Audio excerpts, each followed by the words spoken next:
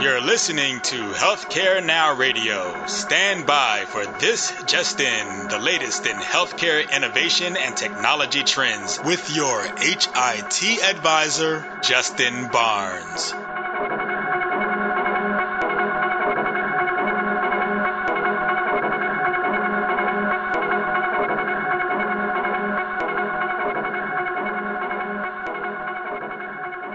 Thank you for tuning in and welcome to This Just In. I'm your host, Justin Barnes.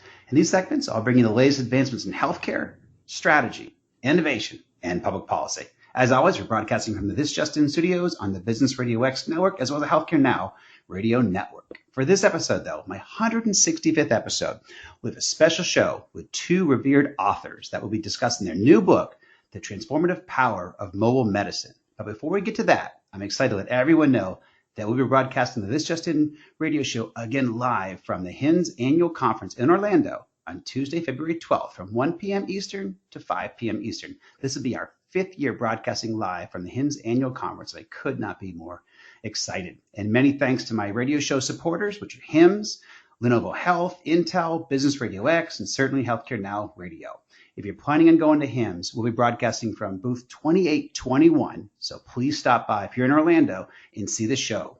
If you're not able to make the conference this year, you'll be able to stream our radio show live again at thisjustinradio.com. Again, that's thisjustinradio.com between 1 p.m. and 5 p.m. Eastern. Last year, we had over 30,000 listeners, and it was a lot of fun and learning. And we hope more this year as we have the best lineup ever.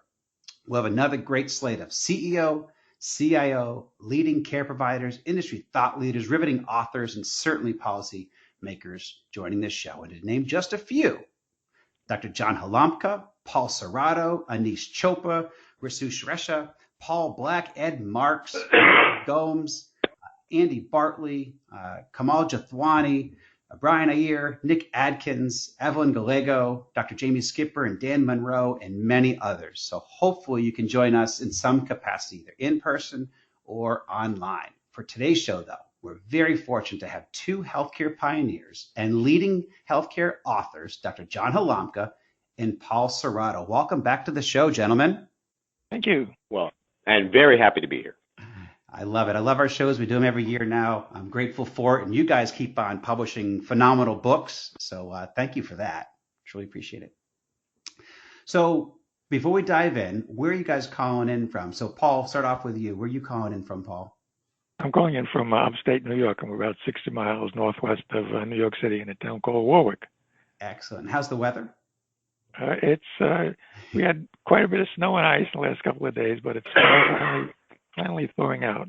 I know. I've been watching the weather and certainly thinking of you guys and thinking about this show. And John, are you here in the U.S.? I know you travel a ton, but where are you today?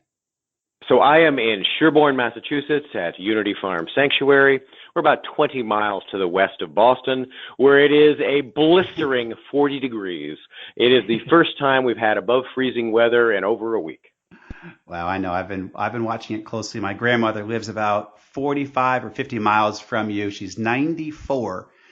Still lives on her own. She's amazing. And I checked in with her yesterday. I checked in on her frequently just because of the weather and the cold snap and the ice that rolled through your neck of the woods. So, but she's doing very well. So. Great. So before we dive in again, I do want to know, you got Unity Farm Sanctuary. I follow it online. I follow it on Facebook. You are doing amazing work. So I would love a 30-second update for my guests. My guests follow it too. But I'd love a 30-second update on what you guys are accomplishing there and what you guys are doing. Sure. Half my life is deeply technological and cutting edge, and the other half of my life is farm work. And of course, I try to meld the two at times, but we are the farm sanctuary for the greater Boston area. 250 animals, organic agriculture, 60 volunteers, serving the young, the old, the disabled, who all come to help with the animal care. So a labor of love. Yeah, I highly recommend to my listeners, have it, look at it and certainly support it. But I mean, it melts your heart. Every day I actually check it out because it's a great way to start your day.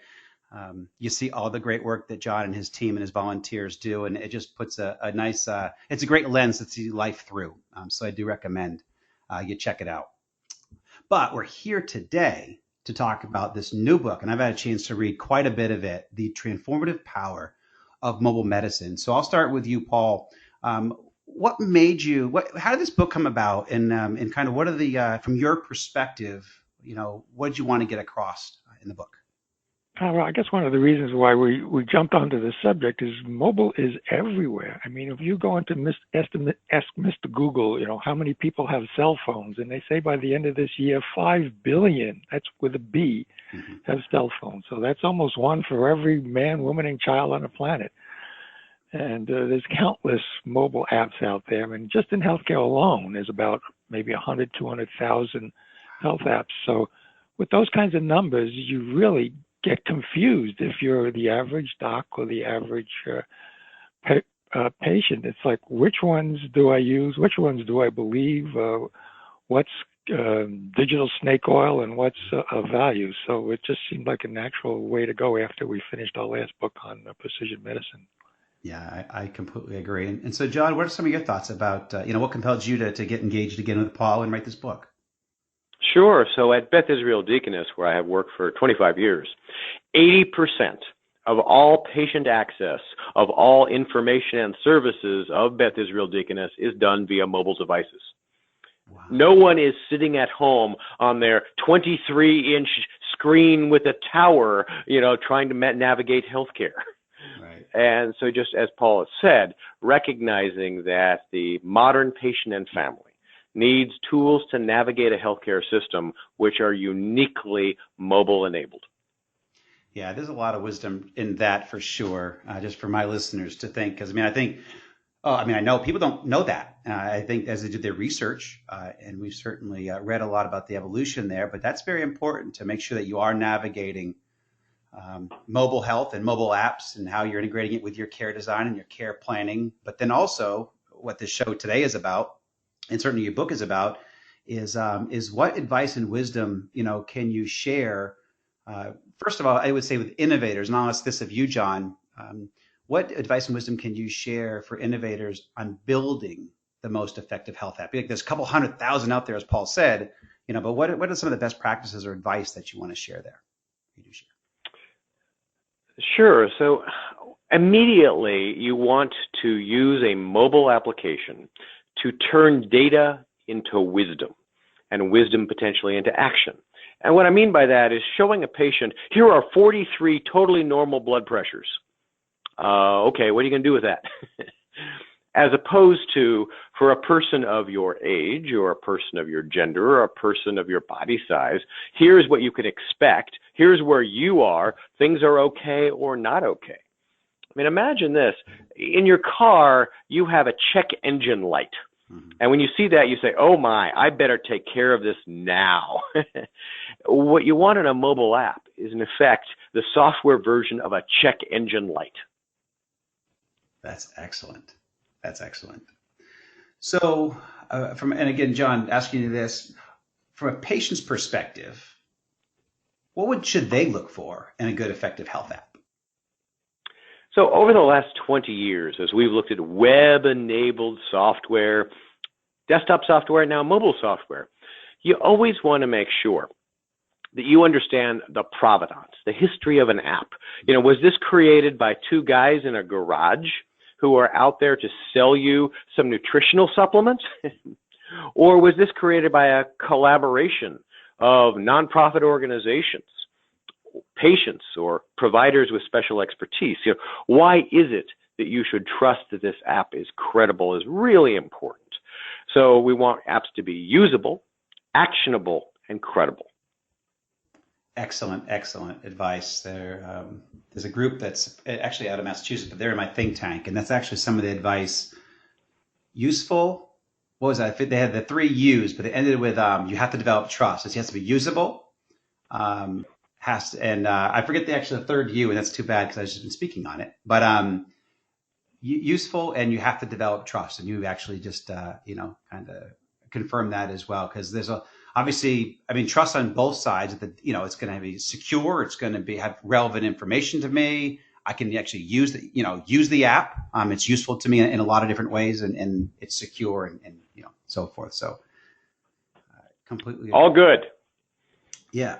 So, Paul, from your perspectives, and I know you wrote about this in the book, why are docs so hesitant to recommend mobile health apps to their patients? What are the few reasons?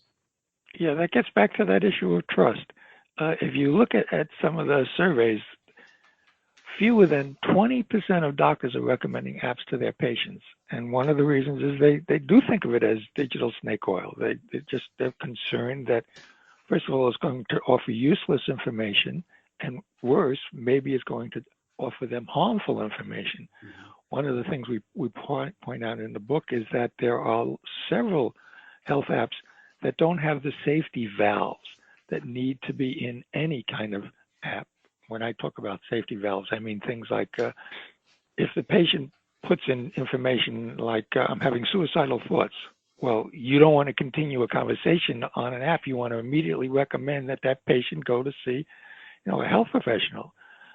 Or if a patient puts information like I'm having shortness of breath or chest pain, well, you got to stop the interaction right there. That's a safety valve that has to be in place. And docs fear that if those valves are not in place, that they are going to do more harm than good to their patients, number one. And number two, they risk a lawsuit for malpractice. So they have reason to be concerned, but sometimes they go too far in saying, well, if these apps are dangerous, that means they're all garbage. Right. And obviously that's going too far.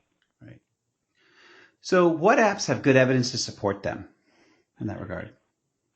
There's at least 3 or 4 organizations that address that question directly. There's an organization called IQVIA, Institute of Human Data Sciences. And they've done a real deep dive into the various types of clinical apps, health apps for physicians and for patients.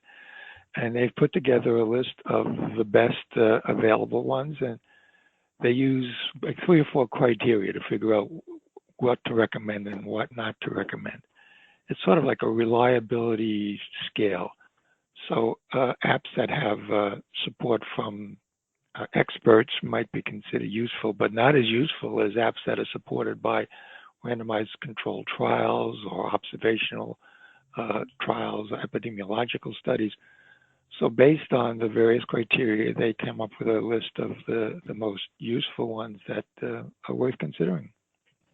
Yeah, excellent. So following that train of thought, assuming a doc is convinced of the value of a health app, how does he or she choose what is right for the individual? Because it's not one size fits all. Right, it's not one size fits all. And there are, once again, a list of criteria to help clinicians figure out which apps fit which patient. Obviously, you got to sit down and spend a little time with Mr. Jones or Mrs. Smith to figure out where are they on that healthcare journey. I have a number of male friends who the only reason they ever go to a doctor is when their wife insists that they go because of some symptom that they have. Obviously, when you're dragged to the doctor because somebody else wants you to go, you're not that motivated. So it doesn't pay to give someone like that an app that's going to have all sorts of bells and whistles. And basically a patient like that at the very least should be given something like a basic education tool so that if they want to learn more about their condition, they can. But then there are patients who are much further along on the journey and they may have a chronic disease and they really want to get it under control. So in a situation like that, an app might be one that allows them to ask questions, get general information, but then also sends them appointment reminders so that they go for their colonoscopy or they make sure that they're taking the medication properly. All those steps can be facilitated with the right app. And then all the way at the other extreme, it might talk about a cancer patient who really needs social support. He or she needs to talk to other people who are suffering the same problems. So there are apps at that end of the continuum that can meet that particular individual need. So you really got to figure out where on the continuum the patient exists and then prescribe an app fitting those circumstances. No, that's excellent advice. And for those just tuning in, we are speaking with Paul Cerrato and Dr. John Halamka about their new book, The Transformative Power of Mobile Medicine. And I did just remember the best practices from my think tank. And the 3 U's are useful, usable, and you have to develop trust. So those are the 3 U's. That was clever when the guy presented it. It was great. Cool. So I'll ask this of both of you, and I'll start off with John. What are a few of the top-rated apps out there, and why? And again, I'm not looking to try to give anybody free airtime or free branding, but I would love to, in your opinion, 2 or 3 that you see out there, and if they're great, let's talk about them. Mention them. Sure. And of course, I have no conflicts of interest, and I don't endorse any product or service, but I have primary hypertension. You can't pick your parents. Yep. I inherited it from my parents. So for me, being able to monitor my blood pressure, look for variations, tune my medications, and use that as part of a whole program of wellness is important. And so it turns out Nokia and Ythings, though Ythings has now been spun out of Nokia, created a suite of apps and devices that help you measure activity, blood pressure, pulse oximetry, and even sleep. Now, let me give you a very bizarre example of why I think the sleep app is so good. Mm-hmm. So, Justin, you may not hear it, but today I'm speaking to you with a slightly gravelly voice. And that is because I have influenza A currently. Don't worry, it's not transmittable over an audio line. And therefore, I am coughing continuously. I have muscle aches, and my sleep is very disrupted. It's very challenging to assess sleep quality objectively, right? Because we all wake up at night. Was I up for 5 minutes or an hour? I don't really know. So there is a sensor in my mattress sending data to my phone.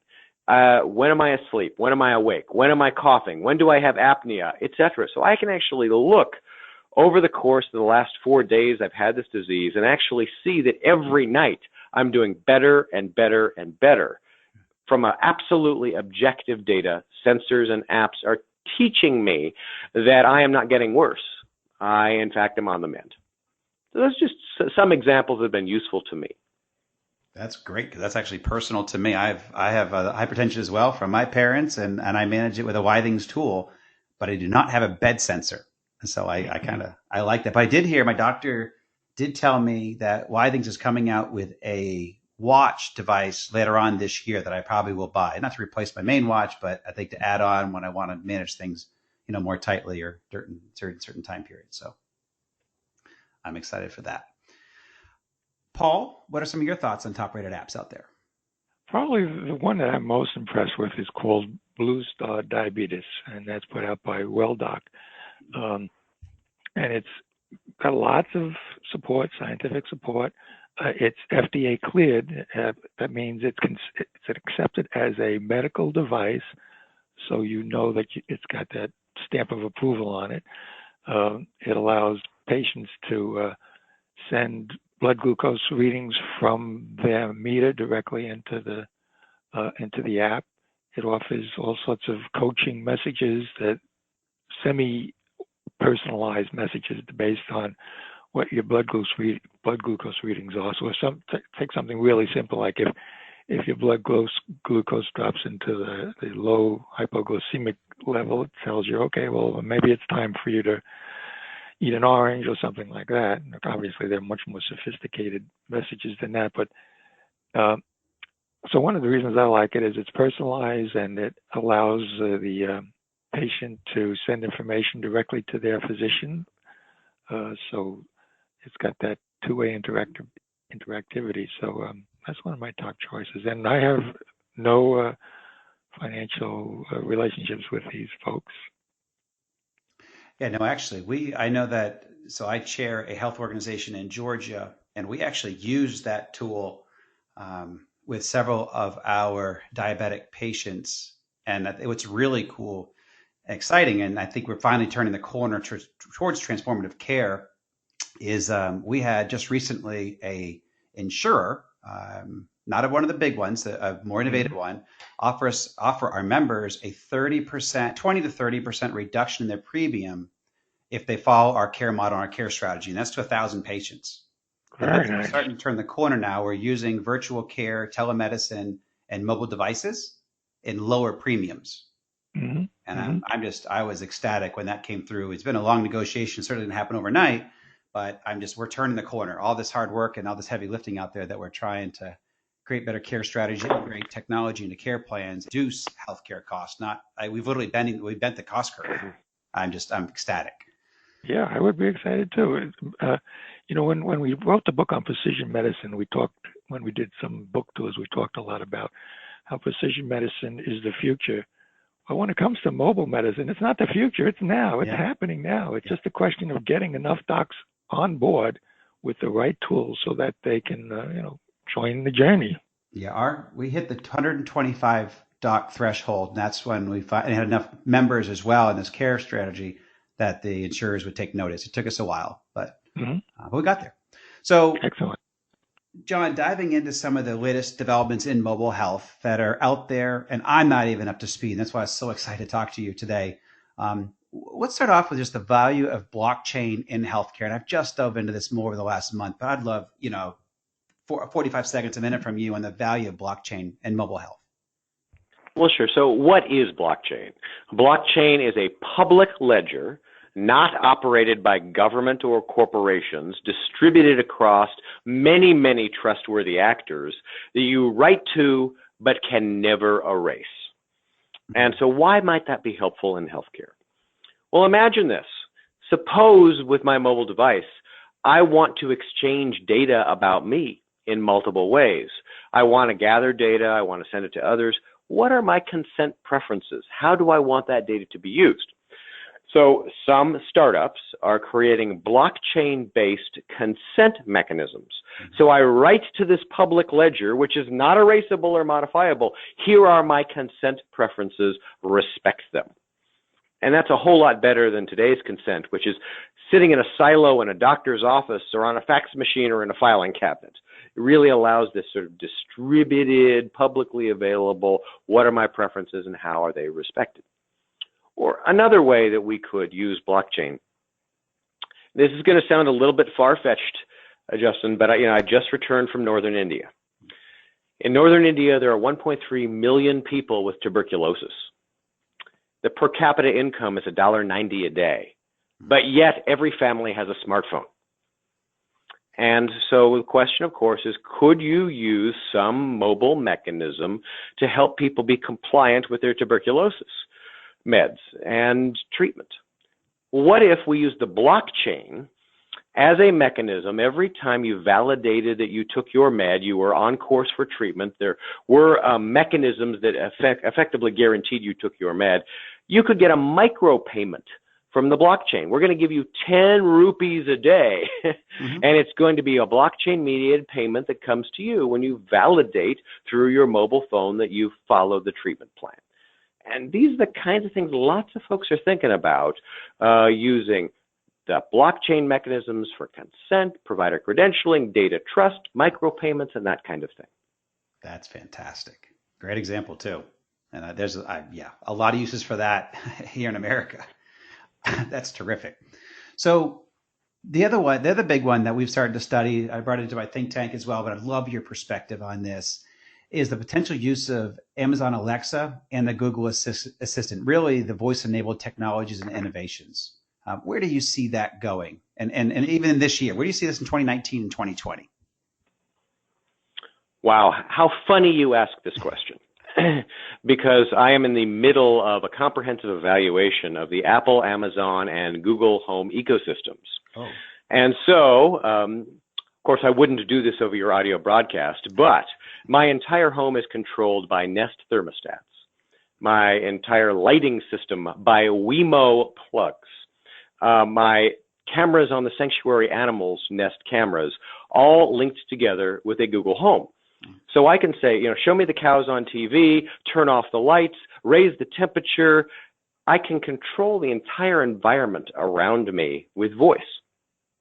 Now, one would imagine that as we get to more and more mobile apps, more and more Internet of Things telemetry, knitting this all together with voice is going to be incredibly important.